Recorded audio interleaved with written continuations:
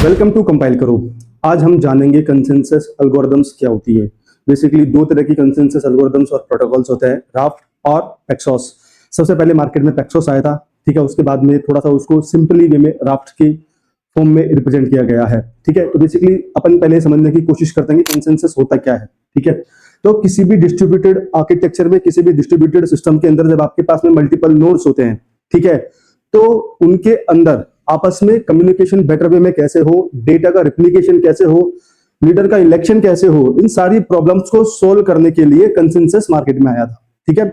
अब कंसेंसस के अंदर दो मेजर एल्गोरिदम्स होती है, पैक्सॉस और राफ्ट, ठीक है। सो बेसिकली कंसेंसस में होता क्या है आपके पास में कि मान लीजिए किसी एक नोड वन ने कोई वैल्यू प्रपोज करी, ठीक है, वैल्यू को प्रपोज किया, और बाकी जो नोड है उन्होंने अपनी स्टेट के बेसिस पे उसको एक्सेप्ट या रिजेक्ट किया। या तो एक्सेप्ट करोगे आप उस वाली वैल्यू को, या आप उसको रिजेक्ट करोगे, ठीक है। और अगर आपने उसको एक्सेप्ट कराया सक्सेसफुली तो फिर फाइनली आप उसको कमिट कर दोगे, ठीक है। ये होता है आपके पास में कंसेंसस का मतलब ये होता है कि आपने कोई वैल्यू प्रपोज करी और आपके आसपास के जो नोड्स हैं उन्होंने सुना और आपकी बात को एक्सेप्ट किया। एक्सेप्ट करने के बाद फिर आपने उनको कोई वैल्यू भेजी और उन्होंने उस वाली वैल्यू को एक्सेप्ट करके कमिट कर लिया फाइनली, ठीक है। आप इतना समझो बेसिक वे में, इसको बोलते हैं कंसेंसस, ठीक है। कंसेंसस ये एक तरीका होता है डिस्ट्रीब्यूटेड सिस्टम में चीजों को मनवाने के लिए, ठीक है, किसी बात पे एग्री करने के लिए बेसिकली। अब इसमें एक और टर्मिनोलॉजी आती है, अपन इन दोनों पे जाएंगे। उससे पहले एक होता है कोरम।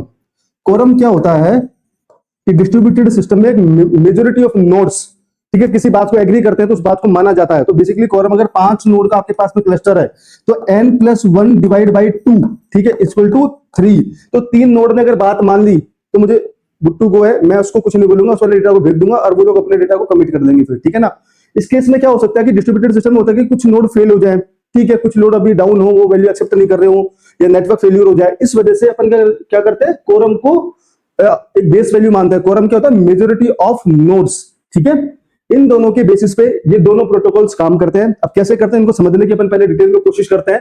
तो पैक्सॉस जो होता है वो 3 चीजों पे काम करता है। सबसे पहले चीज को प्रपोज करेगा। अगर मान लीजिए कोई वैल्यू आपको पहले प्रपोज करनी है तो आपने बोला कि x, ठीक है, x आपने बोला। उसके बाद में जब सामने वाले जो नोड्स है, जो फॉलोअर आपके पास में नोड है, ठीक है, उन्होंने बोला कि एक्सेप्ट, मैं इस वैल्यू को एक्सेप्ट कर लूंगा, आप मुझे भेज दीजिए। फिर फाइनली जैसे ही आपने डेटा उसको भेजा, उसके बाद उसने उन वाले डेटा को कमिट कर दिया, ठीक है। लर्नर का काम क्या होता है, लर्नर एक होता है ऑब्जर्वर पैटर्न पे काम करता है, मतलब ऑब्जर्व करता है, मतलब चीजें जब कमिट होती है, हाँ ठीक है, हमने इस वाले डेटा को एक्सेप्ट करके कमिट कर दिया है, ये काम होता है लर्नर का। लर्नर को बताया जाता है, फिर लर्नर उसके बेसिस पे काम करता है, ठीक है। सिंपल वे में समझने की कोशिश करते हैं, किसी भी डेप्थ में जाने की जरूरत नहीं है। जितना सिंपली मैं आपको यहाँ पे समझा रहा हूं उतना सिंपली आप इसको अडॉप्ट करना, ठीक है। सपोज आपने बोला कि आपको ये वाली वैल्यू को कमिट करना है, आप क्या कर पाओगे। तो मेरे फॉलोअर नोड के पास में क्या, मैंने बोला कि हाँ मैं कर पाऊंगा, ठीक है। अब मैं आपको वैल्यू भेजता हूं, उसने वैल्यू भेजी, उसने डेटा को कमिट करा, ठीक है। लर्नर जो होता है वो ऑब्जर्वर होता है, ठीक है, कि कमिट हो रहा है कि नहीं हो रहा है, किस तरीके से सारा काम हो रहा है कि नहीं हो रहा है, ठीक है, ये होता है लर्नर। अब आते हैं राफ्ट के ऊपर। राफ्ट जो होता है वो इन 3 रोल्स पे काम करता है, ये रोल्स होते हैं इसके, ठीक है। अब राफ्ट के अंदर 3 रोल्स होते हैं। लीडर क्या होता है, जो कि क्लाइंट की सारी रिक्वेस्ट को एक्सेप्ट करेगा, किस नोड से डेटा कैसे लेके आना है सबसे डिफाइन कौन करता है, लीडर, ठीक है।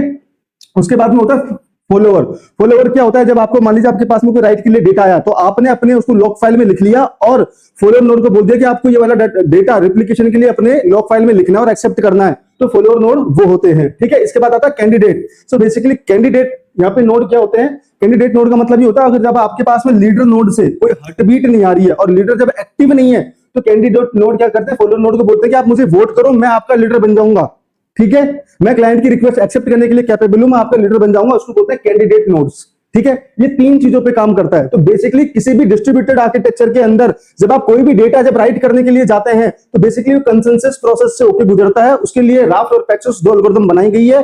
पैक्सॉस ओल्ड एल्गोरिथम है, राफ्ट मॉडर्न एल्गोरिथम है, काफी ऑप्टिमाइज है और ज्यादा कॉम्प्लेक्स नहीं, सिंपल वे में इसको इंप्लीमेंट किया गया है। पैक्सॉस जो होती है थोड़ी सी कॉम्प्लेक्स होती है क्योंकि यहाँ पे जो आप प्रपोज करते हो वैल्यू, फिर आप एक्सेप्ट करते हो, एक्सेप्ट के बाद में फिर आपको कमिट के लिए वापस डेटा भेजना पड़ता है। फिर लर्नर जो नोड होता है आपके पास में, जो ऑब्जर्वर नोड होता है, वो चीजों को ऑब्जर्व करता है और जब आपका जो प्रपोजर है वो फेल हो जाएगा तो लर्नर फिर खुद को प्रपोजर बनाने की कोशिश करता है, ठीक है।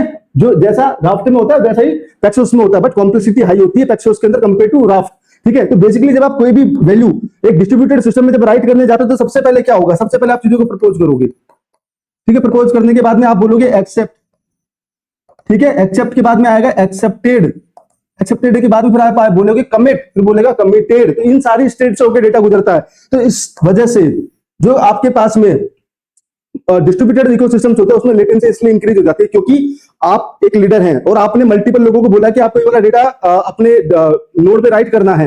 तो बेसिकली मास्टर नोड ने और जो आपका लीडर नोड है उसने तो डेटा राइट कर लिया। अब जैसे उसने फॉलोअर को भेजा तो फॉलोअर ने आपके डेटा को एक्सेप्ट करा या फिर रिजेक्ट करा। अगर उसने रिजेक्ट करा तो फिर वहीं से वापस मास्टर नोड और लीडर नोड के पास डेटा आ जाएगा कि भाई मैंने आपको एक्सेप्ट नहीं करा, मैं डाउन हूं अभी, है ना। या फिर क्या होगा, जब इसने एक्सेप्ट अगर करा है तो सबसे पहले ये अपने लोकल लॉग फाइल में लिखेगा और बोल देगा हाँ मैंने आपका डेटा एक्सेप्ट कर लिया है। ठीक है, जैसे ही इसने फिर फाइनली मेजॉरिटी ऑफ नोड ने चीजों को एक्सेप्ट कर लिया उसके बाद में फाइनली फिर लीडर बोलता है कि हाँ ये वाला डेटा कमिट हो चुका है, मैंने भी लिख लिया और मेरे फॉलोअर्स मतलब मेरे रिप्लिकेशन नोड वाले जो सर्वर्स है उन्होंने भी वाला डेटा अपने पास लिख लिया है या फिर अपने पास सेव कर लिया है। उसके बेसिस पे ये दोनों एल्गोरिथम्स काम करती है। पूरा डिस्ट्रीब्यूटेड जो आर्किटेक्चर होता है ना वो इन्हीं चीजों पे काम करता है। ठीक है, तो आज हमने समझा कंसेंसस क्या होता है, कोरम्स क्या होते हैं, राफ्ट और पैक्सोस प्रोटोकॉल्स एल्गोरिथम्स क्या होती है, किस तरीके से डिस्ट्रीब्यूटेड सिस्टम के अंदर इन दोनों का यूज किया जाता है किसी भी डेटा को डिस्ट्रीब्यूटेड सिस्टम में सेव करने के लिए। ठीक है, इसी तरह के इंटरेस्टिंग फैक्ट को जानने के लिए जुड़े रहिए हमारे साथ में। और हमने जयपुर के अंदर ऑफलाइन कोचिंग भी स्टार्ट कर दी है और इसके आप डिस्क्रिप्शन में जाएंगे तो आपको व्हाट्सएप नंबर मिल जाएगा और एड्रेस मिल जाएगा। तो जयपुर में बेसिकली वैशाली नगर में हमने स्टार्ट करी है और जुड़े रहिए हमारे साथ में और इस वाले वीडियो को ज्यादा से ज्यादा लाइक सब्सक्राइब शेयर करिए। Thank you.